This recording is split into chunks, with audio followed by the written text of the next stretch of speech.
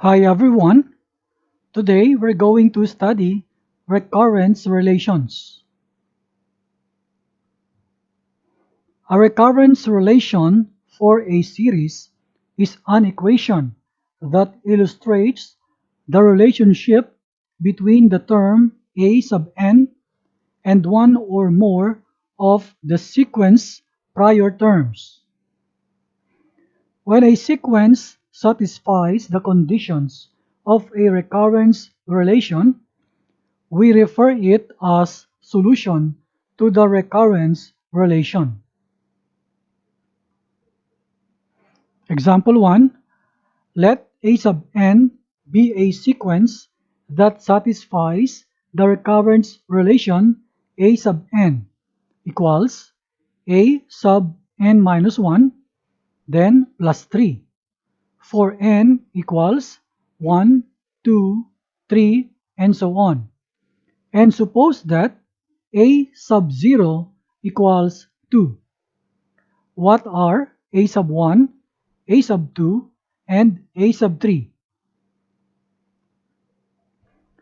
Let us write our relation down here, then let us start solving a sub 1. In this a sub 1, our n is equal to 1. Let us modify our formula based on n equals 1. Therefore, a sub 1 equals a sub 0 plus 3. In the problem, given the value of a sub 0, that is 2, we substitute this 2 in the a sub 0. So we have now 2 plus 3, and the sum is 5. This is the value of a sub 1. Let's go to a sub 2. In here, our n is equal to 2. We modify our formula based on n equals 2. Therefore, a sub 2 equals a sub 1 plus 3. The a sub 1 value is derived from our solution here, and that is equal to 5. We substitute this 5 to a sub 1. So we have now 5 plus 3. And the sum is 8. This is the value of a sub 2. We go to a sub 3. In here, our n is equal to 3. Therefore, using our formula, a sub 3 is equal to a sub 2 plus 3. The value of a sub 2 is derived as 8. We substitute this value 8 for a sub 2. So we have 8 plus 3. And the sum is 11. This is the value of a sub 3. Example 2. Let a sub n be a sequence that satisfies the recurrence relation. A sub n equals a sub n minus 1, then minus a sub n minus 2. For n equals 2, 3, 4, and so on. And suppose that a sub 0 equals 3 and a sub 1 equals 5. What are a sub 2 and a sub 3? Let us write our relation down here. Then let us start solving for a sub 2. In here, our n value is 2. So the formula becomes a sub 1 minus a sub 0.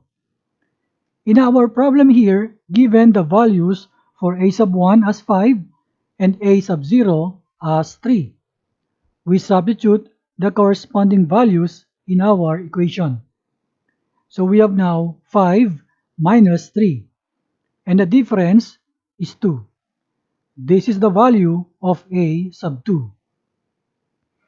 Then we go to a sub 3. The n value is 3. So the formula becomes a sub 2 minus a sub 1. We have the value of a sub 2 in here, and the a sub 1 is given as 5. We substitute the corresponding values as 2 minus 5. And the difference is negative 3. This is the value of a sub 3. Example 3.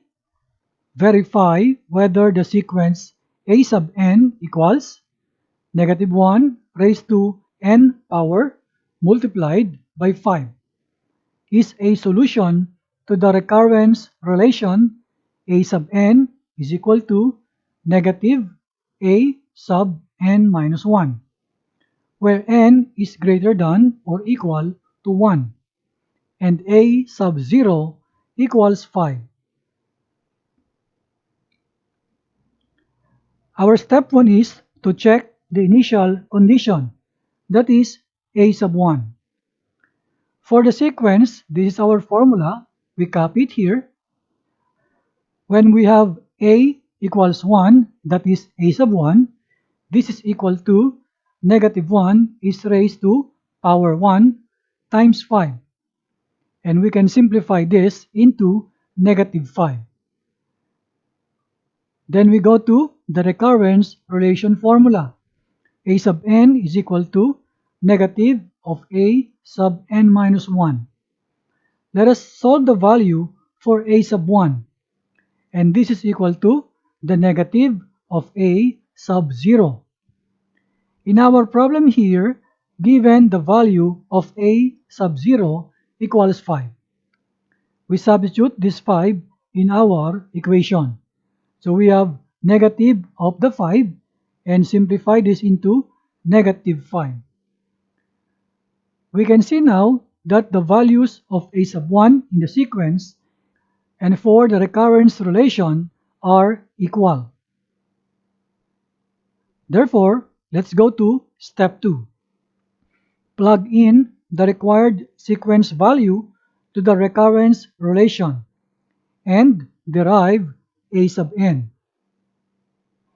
Let's write first the recurrence relation. A sub n equals the negative of a sub n minus 1. Take note that we have here an n minus 1. Then we go for the sequence formula. Using the sequence formula, we will derive the n minus 1 value. So we have this a sub n minus 1 is equal to negative 1 is raised to n minus 1 times 5. Then we will substitute this value into the recurrence relation formula. So we have now this negative of the negative 1 raised to n minus 1 times 5. Let us simplify this equation. Take note that this negative 1 raised to n minus 1 can be written as like this. Negative 1 raised to n all over negative 1. The negative sign here is copied below and the constant 5 is also copied. This negative and negative in the denominator can be cancelled out into positive. So this becomes negative 1 raised to n all over 1, then times 5. In our fraction, since our denominator is 1, we can cancel this. So it becomes negative 1 raised to n times 5. Notice here that this value is equal to our value of the sequence. So we can write this is equal to a sub n. We say that, therefore, the sequence a sub n is equal to negative 1 raised to n times 5 is a solution to the recurrence relation.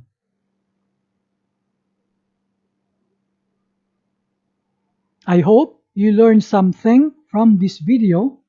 See you again next time.